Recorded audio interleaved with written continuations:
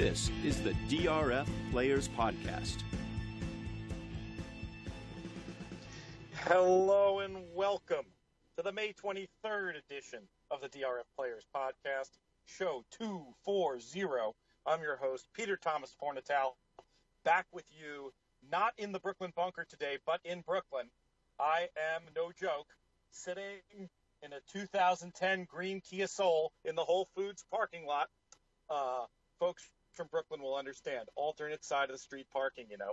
Muggs, the handicapping Labrador, is here, but you won't hear her. She doesn't really speak when we're in the car, but who knows? If we say something she gets really excited about, perhaps we'll get a random bark or two, but not generally the way that it goes. Joining me today, my regular co-host. You know him. You love him. He's the people's champion. He's still getting texts and tweets about Yoshida.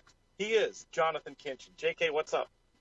Yeah, texts and tweets about Yoshida. I'm also getting texts and tweets about the dungeon, and texts and tweets about the riding crop that I picked up in the gift shop there at Santa Anita, which made for an interesting rest of the evening. I would imagine it did. I saw some photos and videos. You can follow Jonathan, of course, on Twitter at UTBigHair. You may want to hide the women and children before some of what you see on there, but we did have an awfully fun weekend out in Southern California, hanging out alternatively, sort of either pole, you could describe it in a way, of Santa Anita racetrack. We had the Eddie Logan Suite by day and the Dungeon by night. We're going to get into a full discussion of the Dungeon for those of you who missed our wildly popular Periscope. It was sort of like the DRF Players Podcast After Dark on Saturday night, complete with all kinds of off-color humor. I think that's already too late to see it, but we'll discuss it and talk about Santa Anita in general and our trip. But before we get to any of that, I want to talk, obviously, all about the Preakness Cloud Computing, a horse we've tracked on this show since his debut, getting the job done. Very exciting race. Classic Empire for a moment there in the stretch looked home and hosed. Kind of a no-show, not kind of a no-show, a no-show from the Derby winner. Always dreaming. For you, JK, what is the biggest story coming out of this year's Preakness? I think it's not that I was one of the people, but I think it's a win that can that proves that Chad Brown is not just a turf specialist. To get a lightly raced horse like Cloud Computing to pull off a win in a race like that against the Derby winner, and what the tote board said was a very, very live second choice in Classic Empire and the 2-year-old champion, I think says a lot about kind of how Chad's barn has evolved and what he can do with a good horse. It's absolutely true. And I understand the people who are looking at the record of success, and you and I have talked about it privately and a little bit on the show as well, how it can be a very different thing to train a turf horse and a dirt horse. Talk a little bit about what, when we say that, what do we mean? What do we mean by the difference in those two disciplines? Well, to be honest with you, it's actually something that I'm trying to wrap my brain around currently. It's I kind of always have some type of hypothesis that I'm like working on, where when I'm around people that I think have good opinions or people that are involved in the sport, I like to ask their take on it. I'm trying to wrap up a good answer to that, and it could be kind of a little bit of a segue for a topic we can discuss. But a lot of the answers I'm getting are pretty interesting ones. One is dirt horses and turf horses have different running styles. Obviously, turf horses are more of the reserve and finish types, and dirt horses are more of the kind of all out as long as they can, whether it's early in the race or late in the race. And turf, like I said, is shut off and finish. And so I think what happens sometimes is this is not all my thoughts, but what happens at times is that turf trainers, it's not always just them. It's their morning help, the exercise riders, are so used to training good turf horses that when they get a dirt horse, they just kind of train them the same, and there needs to be a little bit of a difference there. And so that's part of what I've learned and what I've picked up on. And so I think that's kind of what it amounts to, is the styles in which you train the horses is significantly different. I've heard the phrase that some barns more known for their turf runners will train the speed out of a horse is something you'll hear. And while I don't think I've ever heard that applied specifically to Chad Brown, it's interesting to think of it like a program, almost like obviously with D. Wayne Lucas and the impact he's had on the game, I think often of basketball coaching, but I'm sure with your experience as a football coach, there's probably an analogy here where certain barns have certain programs almost. And I don't know the answer to this. It'd be a great question to ask a Chad Brown, a Christophe Clement, a Graham Motion. Is there a different program for a horse that's going to be pointed for dirt races as opposed to turf races? It's definitely an area that's worthy of future thought. What's your gut on that question? No, I mean, I think there's a significant difference, and I think that the good ones have kind of figured it out. I think Todd's figured it out. He's had equal success on both surfaces. It's not that I don't think that Baffert's figured it out. I just think that Baffert excels with dirt horses, and so those are the horses he gets. I mean, we joke about it all the time. It's like I think I even said it this weekend at one point. I did when we were in the Eddie Logan. We played a ticket together. And I said, Pete, we're going to toss this Baffert that's second time starter that's on the dirt, and he debuted him on the turf. If he debuted him on the turf, the horse can't run. And a lot of times, it's just that's how Baffert is. He's not looking for a turf horse. He doesn't buy turf horses from the sale. His clients don't give him turf horses. So if he happens to have a horse that ends up starting on the turf, there's an issue. They have to have feet, or they must be slow, or something. There's one caveat I'll add to that, and an example of where this got me was with Big Brown when him debuting at Saratoga long on the grass threw me off with sort of that same idea, like if the horse was really that good of a dirt horse, why is he debuting on the turf? You'll see this at Saratoga year after year. You'll see certain horses with more dirt-leaning pedigrees going long on the grass simply because they don't have the option to run long on the dirt. So if they had a pedigree that could sort of go either way, sometimes they would run on the turf just to get the extra ground that they needed. But generally speaking, I think you don't want to be too didactic about it, too automatic about it. As we always talk about, you don't want to be too automatic about any of these things in your handicapping, but as a general rule, I think that's a good idea. Some horses are debuting on turf for reasons there should be but let's far down that rabbit hole though, because there are exceptions, as there are with so many things in racing. But let's get back to Classic Empire. I'm having seen a few more horses run back now from Derby Day. I'm feeling very committed to the bias that we were speaking about before the Preakness. Feel very confident that the Kentucky Derby horses were disadvantaged on the outside and advantaged on the inside. And I think I'm very happy making the argument that Classic Empire has been best in both Triple Crown races. And this is how racing goes. With a little bit of luck, I feel like that horse could be running for the Triple Crown in 3 weeks' time. Instead, as it stands, he's 0 for 2. Agree or disagree with that statement? No, I think there's something to that. I mean, definitely. Well, feel free to argue with me. It's more fun when we disagree. I don't know. I mean, look, like I said, a horse that runs fourth, it's hard for me to suggest. He ran 7 lengths further by ground loss on a day when the inside mattered. He was the only horse who moved up, who did any running really on the outside on a day when I think it's very clear the inside was best. He got punched in the stomach at the start and had trouble finding a run turning for home. And the winner had as perfect a trip as you'll see pretty much in the Kentucky Derby. I'm confident saying he was best.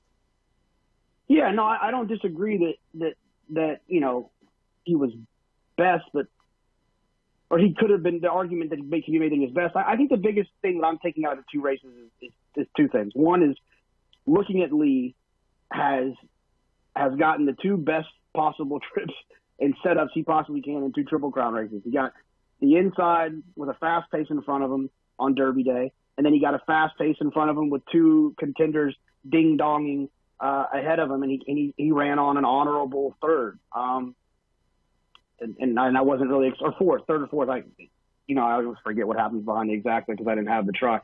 So I think a lot of what – yeah, so I expected him to be like dead last. I thought he was going to be awful off of the trip he got in the Derby. So I would think the Classic Empire is one that you could make the argument. I don't think it's as clear of an argument of like a horse like a little bit different, but a horse like a Fleet Alex who really overcame a lot of stuff and to do what he did.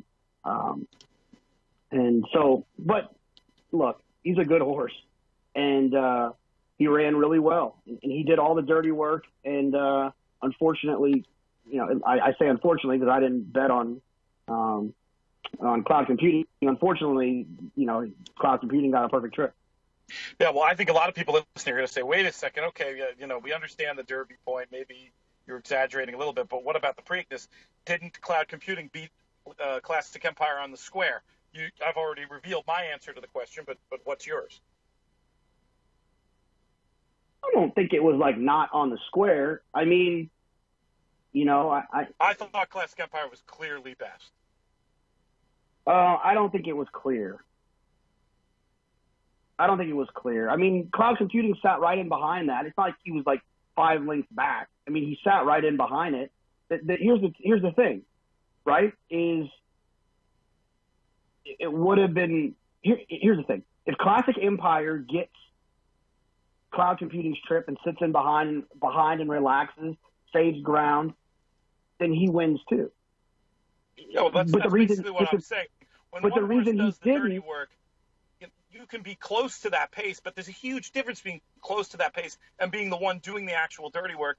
And I didn't look at Trackus, unfortunately, before we came on the air, didn't have time, but when you're talking about a margin that tight, that ground loss is the difference to me alone. The pace is the difference alone. You put them both together, that's why I think he was best. I'm not trying to denigrate cloud computing. He ran awesome, but I just think that, Classic Empire, no matter if you're looking at a performance type of a figure instead of a raw speed type of a figure, like I guarantee Craig Milkowski time form US figures higher. I shouldn't guarantee, but I would imagine that methodologies that use ground loss in the equation, Classic Empire is going to have the better figure. That's all I'm saying. Right, but I think that. But why didn't they rate Classic Empire? And for me, the reason they didn't is because the horse has always been kind of quirky, and they felt like let's not try to get too cute, and let's just kind of go on with them. And we also don't want the Derby winner to get away from us. Well, yeah, exactly. And let's talk about that idea. I don't think it was a mistake at all. I think it was a terrific ride by Julien Leparoux, and I think that the criticism of the ride is a little crazy, to be honest with you.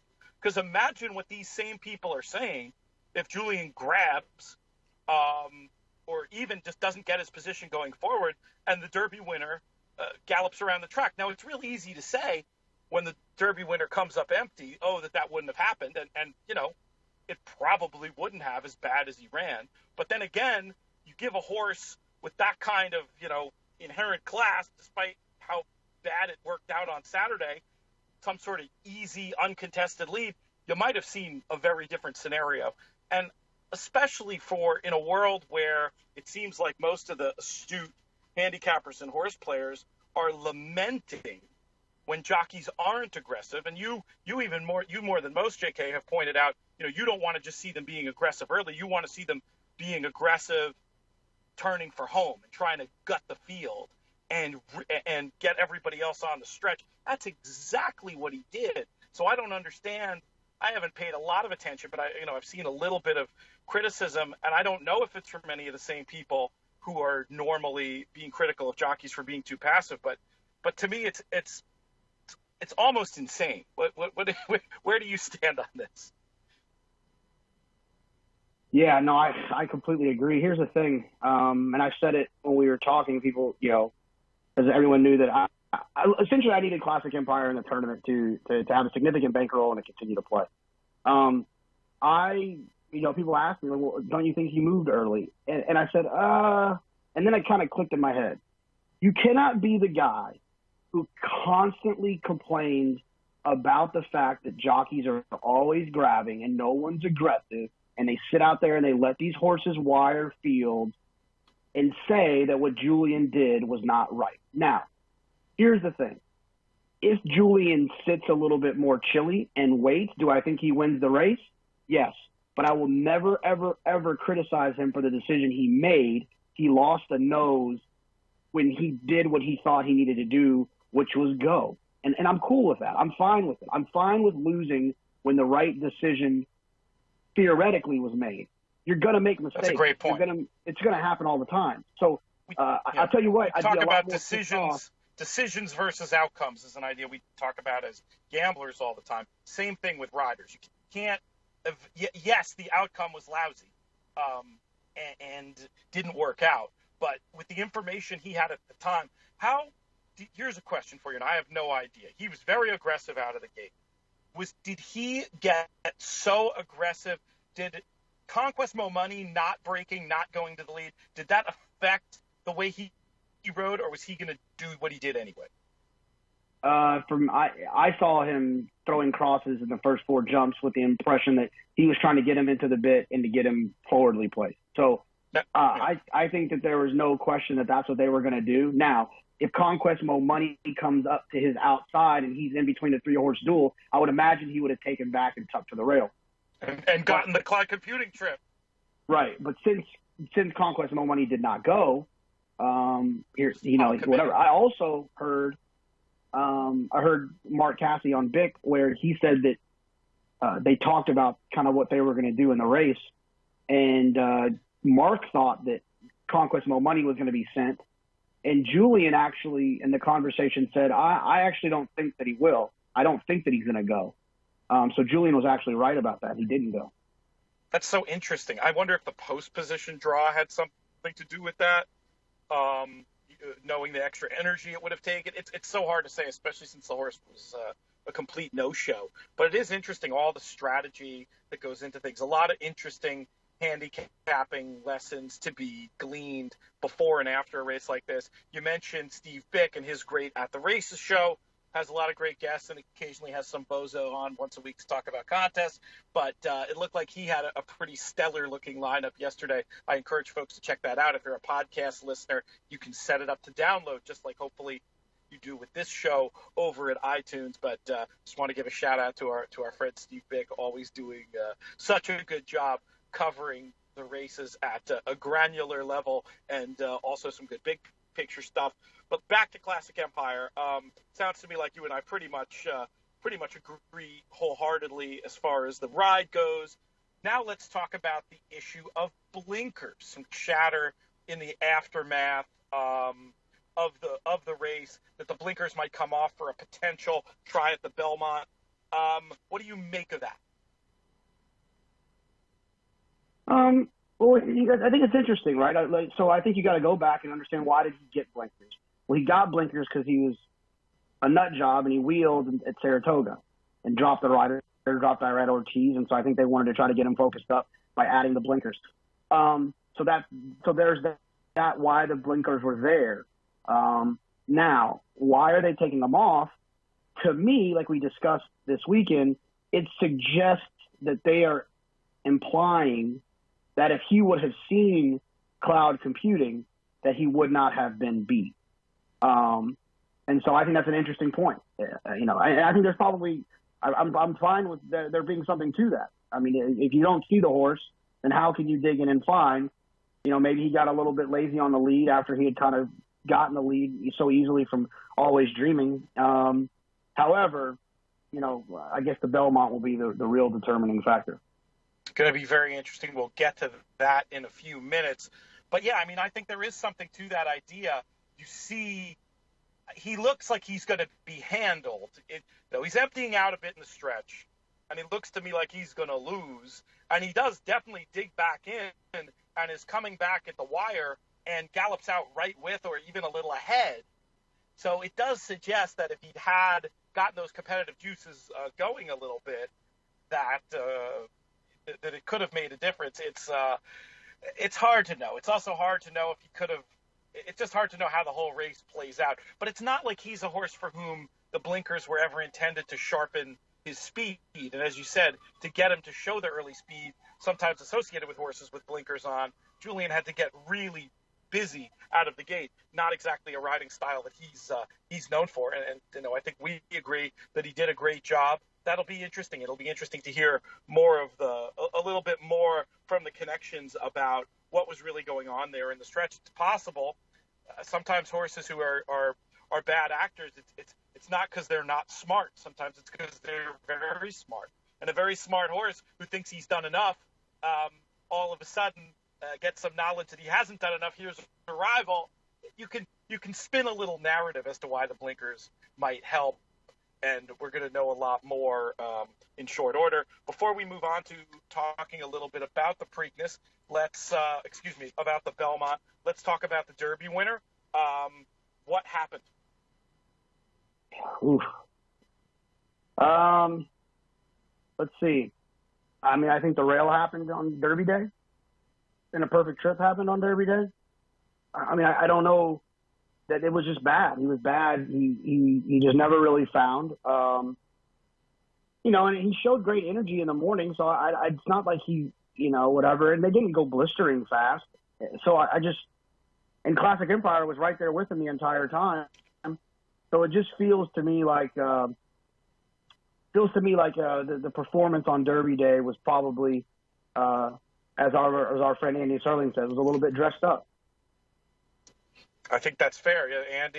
Both Andy Serling and Andy Beyer made very compelling cases against Always Dreaming in the Preakness handicapping session that we did on Wednesday night. Hopefully, we'll get to have those two back to talk about the Belmont. I haven't asked them yet, though, so we'll reserve judgment on that. But hopefully it'll happen. To me, this is a case where you just, as overused as it is, as how much as I resist using the term, I think it's hard to discuss without mentioning the idea of the bounce. And bouncing can mean many different things. In the sort of the classic sheet methodology, it's a reaction to a peak performance. And I think there's a little of that. And then I think what a lot of bounces are also more simple regressions to the mean along the lines of what you're describing, Jonathan. And I think for me in this case, you've got both of those things happening. So what are your thoughts? Would you use the term bounce to describe what we saw from Always Dreaming on Saturday? No, I'm not much of a bounce guy anyways. Because I think I agree with you. I think it's more of a regression to the mean than it is like the performance took something out of them. To me, bounce is like the performance took something out of them. And maybe I'm misinterpreting it, but that's kind of what I've always understood it to be. I just think that there's circumstances that happen that allow horses to run big figures. And if those situations aren't present again, then they don't run as well. Paradise Woods is a great example of, I don't think that was a bounce. I think that she had a great situation, a great setup on her home track with beautiful weather and a fast track, and she ran a huge number. And I don't think that because she ran that huge number that she then ran a poor number and ran poorly in the Oaks. She ran poorly in the Oaks because it was an off track. She had to ship halfway across the country, and Paco Lopez and Miss Sky Warrior were on a suicide mission to make the pace fall apart. And I think that that's what happened there. I think you can take your pick. I mean, for me, the reason I'm generally inclined to agree with what you're saying, but in these two specific situations with Always Dreaming and Paradise Woods, the efforts were so bad that I can't accept that it was just the racing dynamics and things going against them. I'm inclined in both instances to, with a lot of time, give them just completely, I think you have to look completely past Always Dreaming's Preakness in evaluating his future. Okay, so you think, so two questions. So do you think that Always Dreaming's best figure he's ever run in the Derby, did it somehow affect his run in the Preakness, and how much of the Todd's preference to not run horses on such short rest affect what happens to Always Dreaming? I think it's more the second one than the first one. I do think that there would have been let's talk about it in terms of like a horse's ability, right? So what figure did Always Dreaming get in the Derby? About a 102. That seems to me like that would always be, if I'm evaluating that horse, that's like the high end of what I'm going to think he's capable of, because he had all of that stuff in his favor as we've discussed. He did run a fast enough pace that I'm not going to downgrade it much, but I'm going to think that that's the representation of his ability. And so coming back in the Preakness, I mean, we even heard John Velasquez say in interviews pre-race he was worried about the 2 weeks. Pletcher was obviously worried about the 2 weeks just for the fact that, it's something he does so rarely. He'd been in this situation before, having a Derby winner come back in 2 weeks and running poorly. It's just obvious that, he prefers to have more time between the races. So, I would have expected him to maybe back up a little off that number, but I in projecting the race myself, sort of figured him to run around 100 and be right there in the frame. So for him to underperform that much, I just think there's some combination of those things. It could also be, these people talk about these 3-year-olds and don't always think about the fact that these are not seasoned veterans. This is the equivalent of college athletes, I suppose, or maybe even high school athletes, really, in terms of their overall maturity. So depending on a certain horses, and unfortunately I wasn't there looking at horses before either the Derby or the Preakness, but certain horses, body type, etc., are going to be more capable of thriving on their races. Other horses are going to need more time between their races. So it's hard to exactly know where it falls. All I know is when he comes back, I'm going to be maybe more at the effort in the Derby and Xing out the Preakness. How about you? Like, if he's assuming he comes back in, the Haskell or the Jim Dandy, how would you evaluate this horse? Are you going to be skeptical, or are you going to figure he has a chance to run as well as he did in the Derby? I'm going to think that as a 3-year-old, the best figure we'll see from him is the one he ran in the Derby. So whatever he got that day, if it fits, then great. If he projects to get a favorable situation, then great. Otherwise, I think he'll probably be a play against, as the Derby winners typically take entirely too much money for the rest of their careers. And I think there'll be some good opportunities to play against him, especially with some of the kind of late blooming 3-year-olds that I would expect we'd see. Baffert obviously is going to have a few. They're going to kind of roll out late. And cloud computing, I think Classic Empire still is probably the cream of the crop. And so, there's a lot of opportunities for some other horses to kind of show back up and make a name for themselves. One last point, going back to the Derby now that we have more info from the Preakness. Good race, bad race? What do you think about this year's Derby with a couple weeks hindsight? I think it's fine. I think that, it's hard to tell. I think that evaluating the class based on the Derby before the Belmont's run is tough, right? Let's see what happens. Let's see what we get moving forward. I think there's still going to be some winners of some nice races in there. I think Battle of Midway will head back out west and do some things. I think Practical Joke's got a grade 1 around 1 turn in his future. I think Thunder Snow, although he didn't really run at all, just talking about the field, I think he'll be a horse that makes some noise overseas. I think there's a lot of opportunities. Obviously, Classic Empire. I think Caprit is a horse that will win some big races. So let's see what happens with the rest of the field. And let's not forget about Irish War Cry. I think that he's got some opportunities to really improve as well. And a lot of these horses will see their futures kind of switched to a different surface, and some of them have been probably been wanting grass, but doing well as a 3-year-old on dirt kind of forces you to go down one path. So I like to wait to see what happens late about on whether or not a field is considered to be good or bad. I do think, though, that from here, my guess, and I don't think you're disagreeing with this and what you said, but feel free to come back at me after I say it. The best 3-year-olds in this crop probably not. I don't know about probably not, but very open question. If I had to guess, you might think that the best 3-year-olds will end up not having run in the Derby, with the exception of Classic Empire. To me, I'm getting from here. That's fair. Let's talk about the Belmont for a minute, unless you have anything to add on that. No. What are you thinking from this far out? Do you think Classic Empire is going to be a huge favorite, definitely the one to beat? Are you interested in what we're going to see from a horse like Epicaris? Are you looking to that great historical pattern of Derby also ran, comes back with all the weeks in between, and runs a big number in the Belmont, often for Todd Pletcher? What pattern are you looking for this year's Belmont? Yeah, I don't know. I mean, I'm interested in Epicaris, obviously. Having an affinity for Thunder Snow, you have to kind of like that horse coming in fresh.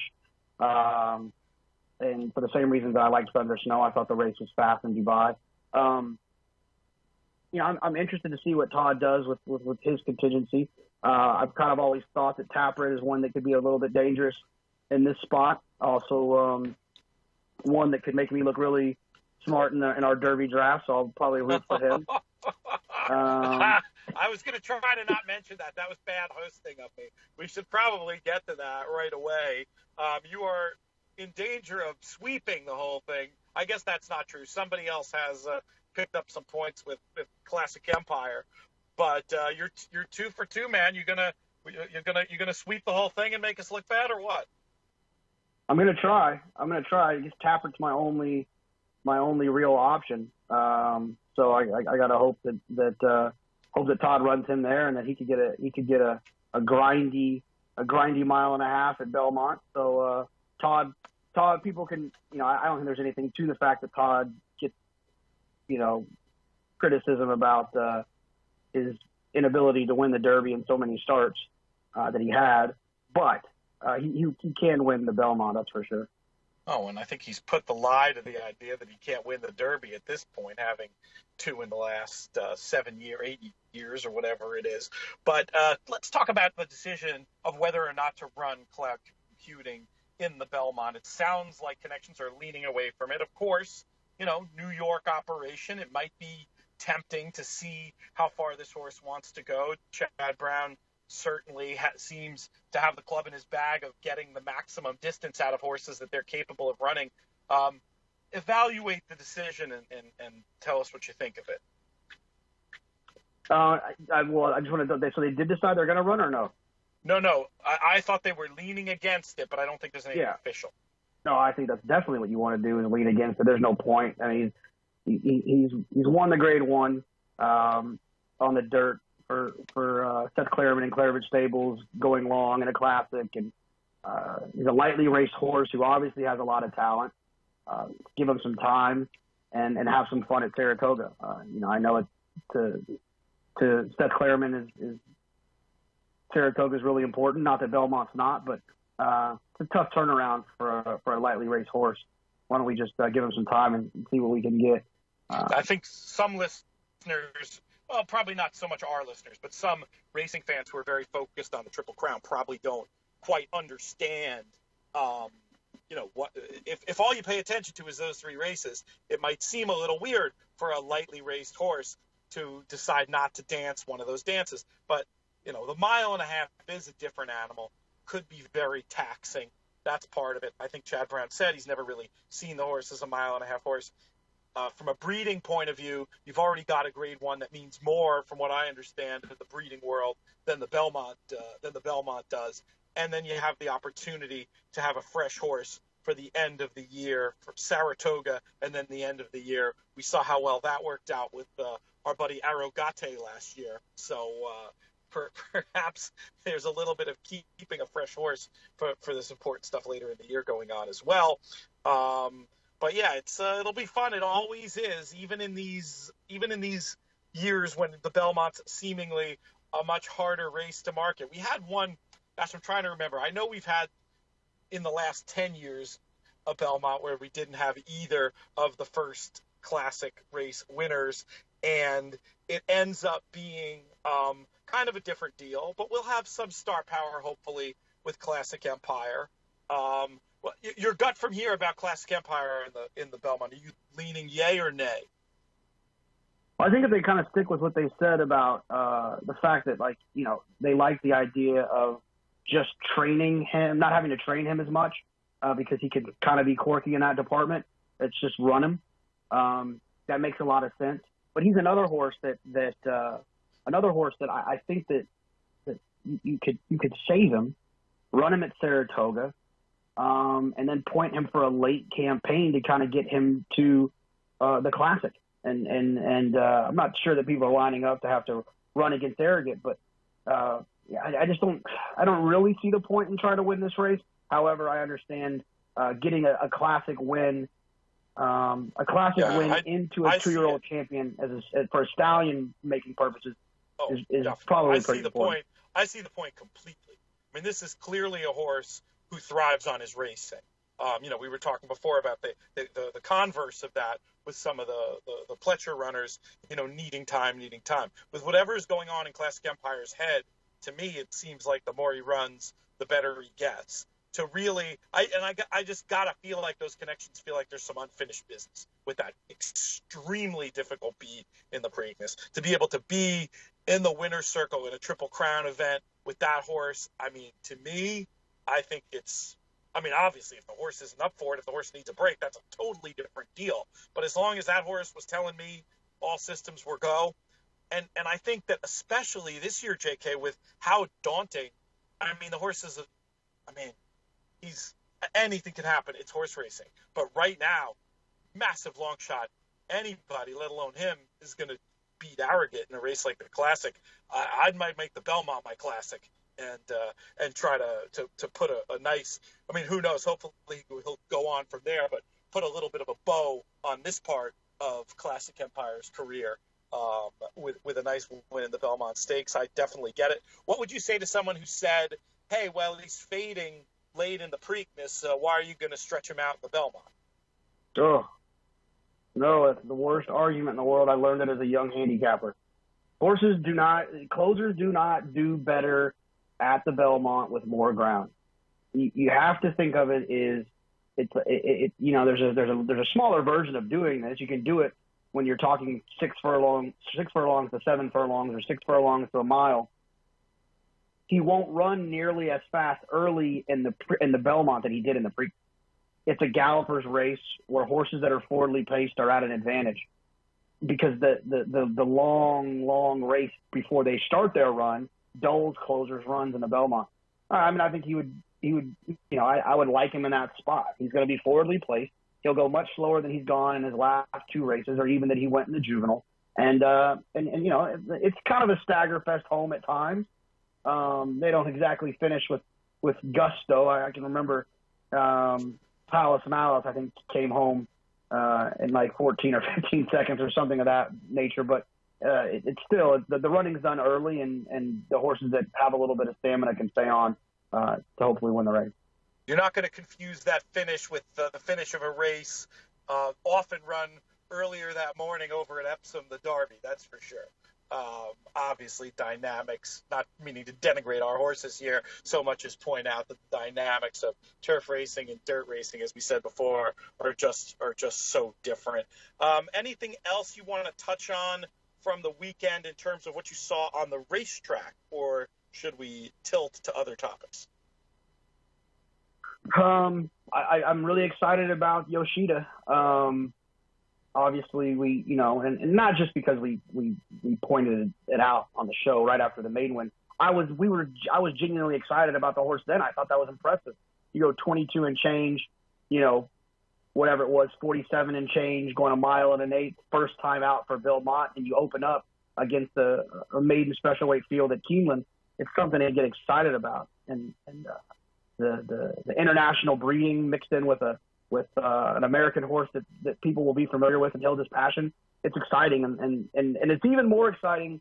I love situations like this when a horse wins one way, wire to wire, impressively, and then the horse wins his next race, taken back to last, impressively. It's exciting, the versatility that he's shown, and I really do look forward to watching him on the grass for the remainder of the summer and into the year.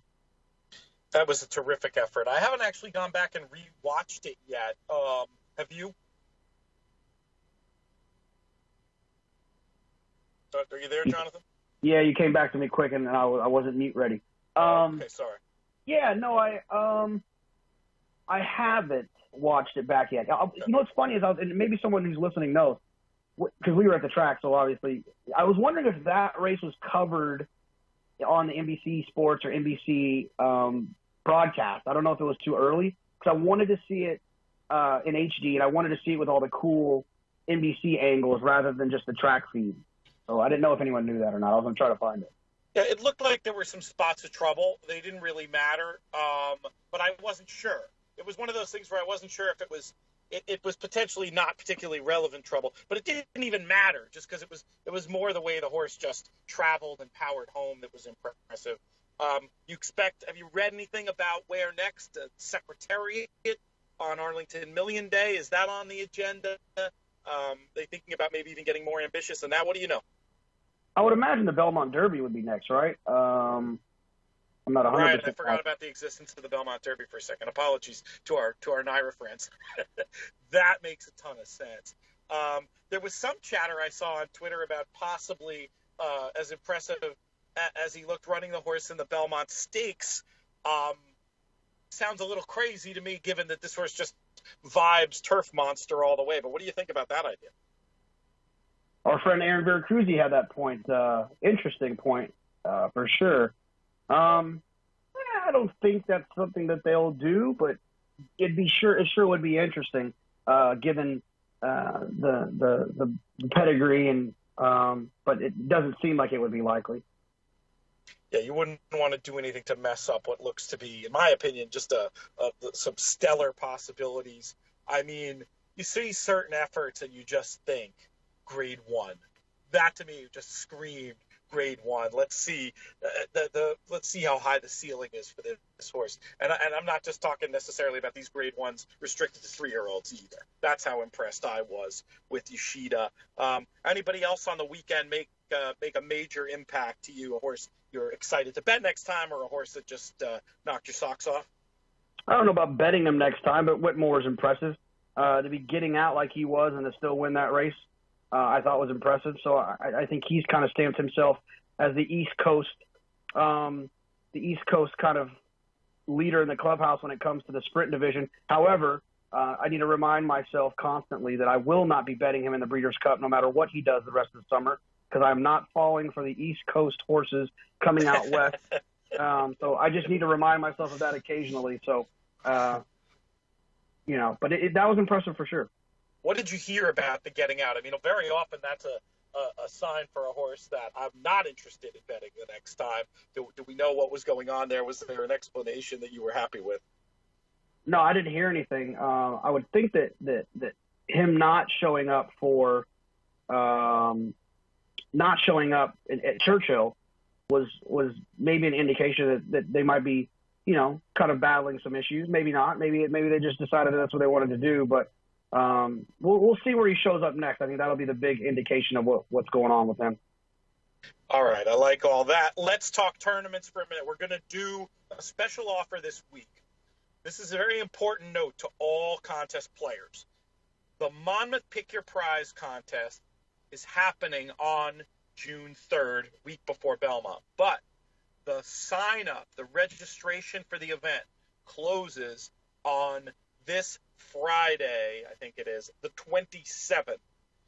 We are going to be running on the 28th the last chance qualifier for Monmouth Pick Your Prize as our latest contest that we occasionally do here on the show. We're going to have our listeners and other people in our universe via Twitter and the Big Show, etc., be eligible to win their way in to this final qualifier, $126 value. JK, what do people need to do? There'll be some tweets this week. I would imagine you'll probably get one out, daily? just kind of talks about the contest. Retweet this for $126 entry into the Monmouth tournament. All you gotta do is retweet and follow, and the guys will go through and pick someone at random and give them that prize. That sounds good. Yeah, well, we should probably wrap it. What do you think? Like 5 Eastern on Thursday or something like that, or should we go through to Friday? I don't know. What have we done in the past? I don't remember. I thought that the contests were noon Friday usually is what it was, but I could be wrong about that. All right, well, we'll put the instructions. We'll make sure that those instructions are put in the tweet that gets sent out. You should go to follow at DRF Tournaments. That's the feed that this will be coming from. Retweet and follow for your chance to win your $126 buy-in into this last chance Monmouth contest. We also had qualifying action for the World Championship of Handicapping this weekend.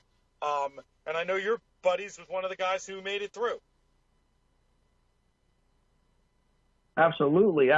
Leo, our favorite Santa Anita patron, was I think he actually did it from the Eddie Logan. So qualifying for these events on site makes me happy.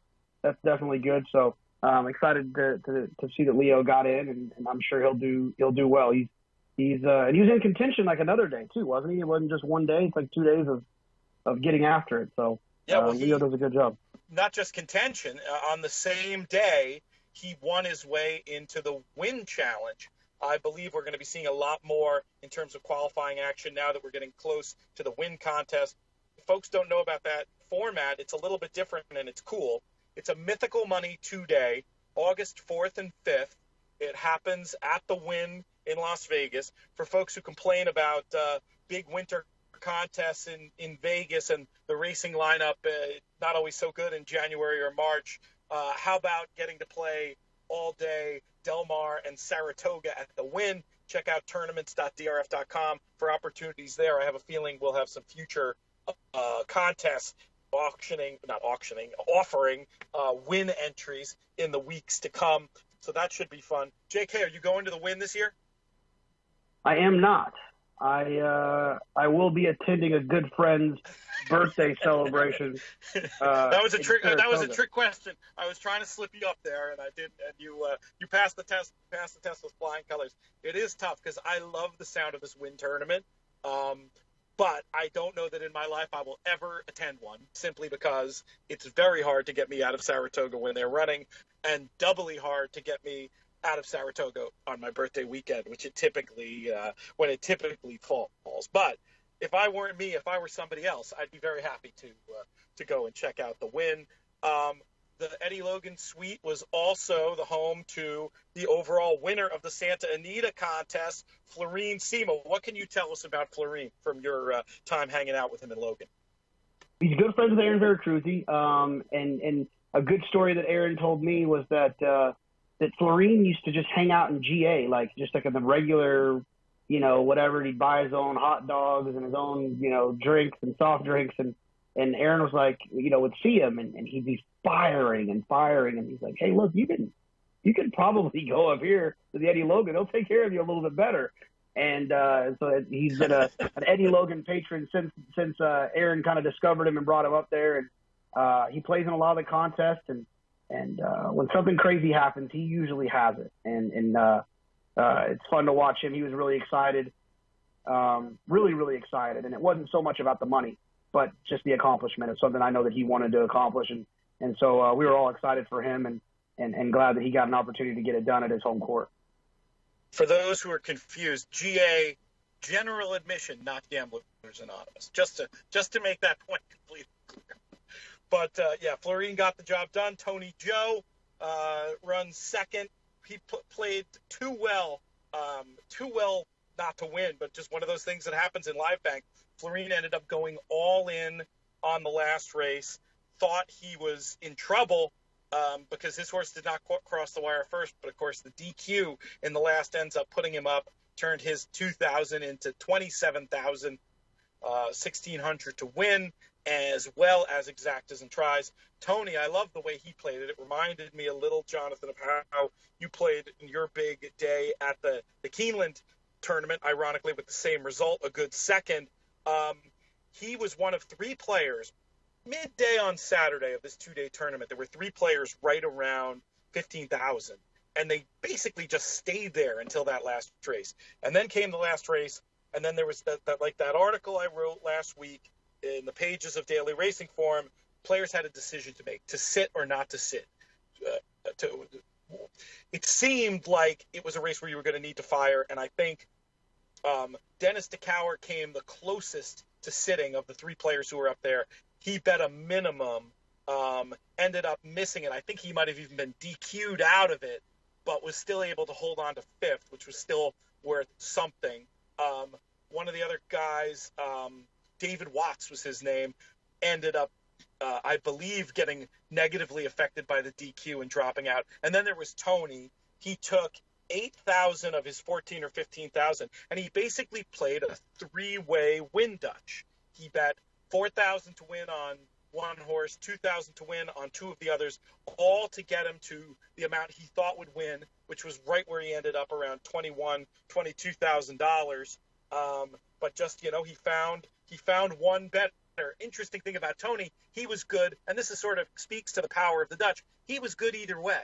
Whichever of those horses had won, whether the 1 had stayed up or the 7 went up, he was good either way. I thought it was brilliantly played. Had you heard that was how Tony had played it? And what's your reaction to hearing that? I didn't know. I love it, but the DQ, which was a questionable DQ at that, if it doesn't happen, then Florine doesn't win and Tony does. So it's, racing luck, isn't it? Absolutely. We don't know. For all we know, somebody else had 3,000 in some all-in bet that would have cold cocked an exacta or a try. We don't exactly know what would have happened, but you'd think that Tony probably would have gotten. You'd think with the shorter priced horse on top, somebody was less likely to pull a Florine. But that's one of those things about live bankroll tournaments. It's so hard to predict, and it's not. I'm sure if you were to talk to the players today, they'd want to hear bad beat stories, but they'd want to tell their bad beat stories. But I would think in the immediate aftermath, if I had been DQ'd out of that, I don't think I would have wanted to go to the Logan to tell my bad beat story. I think I would have wanted to go somewhere and punch a wall. Have you ever, you famously, JK, had one of the best being put up in a contest stories. Have you ever been on the other side of that? I've never been nastily taken down. No, I've been put up, but never. I mean, I've been taken down in life for some significant situations, but never. I don't think ever in a tournament setting. Cough, cough. Looking around corners. Cough, cough. Yes, that's a bad one, but that one was. I forgot about that one. That was a really bad one, but not in a tournament. That's pretty funny. All right, we got a few minutes left on the show today, and it's sort of a perfect segue from talking about everything going on in the Logan Suite to our trip down to the dungeon on Saturday night. Honestly, of all the stuff we've ever done, all the podcasts, all the webinars, previous Periscopes, I think we might have gotten the most comments in a short amount of time anyway on our dungeon Periscope on Saturday night. Give folks an idea of, I assume it's gone now. Can they still check it out, or is it gone for the ages? And in either case, give folks an idea of what they missed. Yeah, I'm actually going to check now to see if it's still up. The dungeon, I think, is also called the Paddock Room. It's underground. It really is kind of underground at Santa Anita. Underneath the grandstand. I guess it's not underground. Equal to the level of the paddock. And it's just kind of your typical OTB, where the blue collar patrons kind of hang out and some of the shenanigans that go along with that. And it's just, we always enjoy going down there. Our on a serious note, Skip, who is affectionately known as Skippy Claus on the podcast or the Periscope, is a guy that has the means to hang out in other places. Is totally welcome to spend all his time in the Logan if he so chooses, but he loves being down there with the salt of the earth with those guys and being down there playing the late pick 4 at Los Al And if you watch the pod or the Periscope, you'll see some of the kind of degenerate stories that were going on with some of the things that were happening down there. And we call Skip the mayor down there. Everyone kind of knows who he is. He takes care of guys and helps out when he can. And so it's always fun to go down there to wrap up a night with a little dungeon action. It's good, especially with guys like Skip and Leo, who you also see on the video. They know everybody. They know all the backstories. Meet some really nice people, get some nice feedback, and just get to talk horses with people looking at it at a very simple level. I mean, we went around asking for tips. We got some silks tips. We got some numerological tips, and they have some serious handicappers down there as well. It just sort of all thrown together while watching Los Al and also some Sunday afternoon, I guess it was, Tokyo action at that point. We didn't get to see the big race, but we got to enjoy a little bit of what was going on at Tokyo as well. We're going to have Skip on the show to tell that story, the handicapping version of the greatest story ever told, degenerate style, but we're going to save it, Jake. Okay, and I think we're gonna bring him on at Christmas time. Don't you think that's appropriate? Absolutely. I switched my in my phone. I just had Skip, and I changed it to Skippy, and then I put the Santa Claus emoji. So it's Skippy Claus now on my phone. So it's a good racing story. It really is something that should be in like a.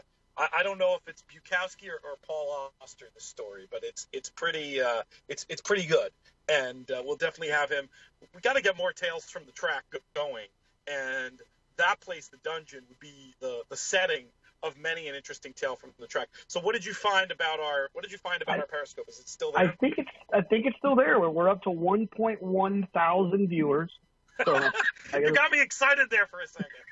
Yeah, we've had 1,000 viewers. It seems to still be there. So maybe Periscope has kind of changed their situation where things stick around a little bit longer. It used to be, I think, 24 hours. Maybe they've increased that. So if you go to my Twitter and Pete's Twitter as well, like I said, it's still there. So still to be seen. A couple of warnings about the show. It's not safe for work, just so you know. Not like this podcast. You be a little bit careful of who's watching it. It's long.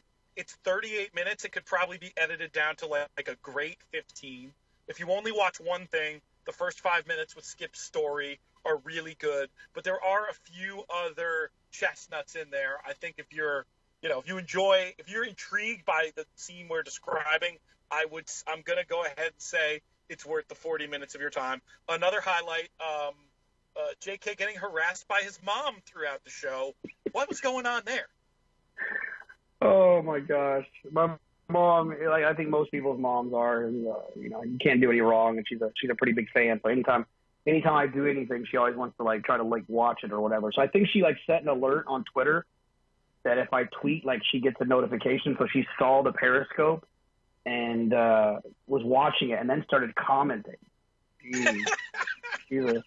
She is a character. So I love the fact that she was asking if your brother, world famous DJ MK, was with us, and the idea of MK, who was presumably at that time at some sort of high-end club in Ibiza, hanging out with us in the dungeon, that made me kind of fall to the floor laughing.